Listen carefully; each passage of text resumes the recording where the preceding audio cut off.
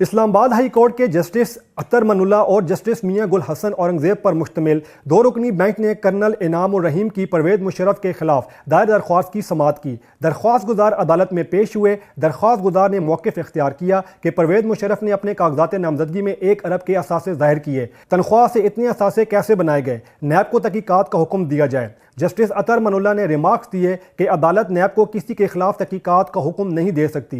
नैब को अदालत से हदायत देना फेयर ट्रायल के खिलाफ है। जिस पर दरख्वास्त गुजार ने कहा कि नवाज शरीफ के केस में सुप्रीम कोर्ट ने हदायत कैसे जारी की?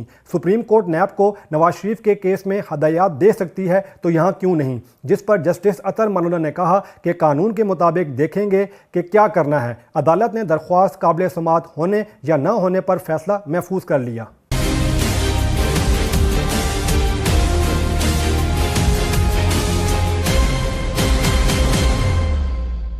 Please subscribe to Humsab TV and hit the notification icon on the screen to get the latest updates of our channel. Thank you for watching Humsab TV.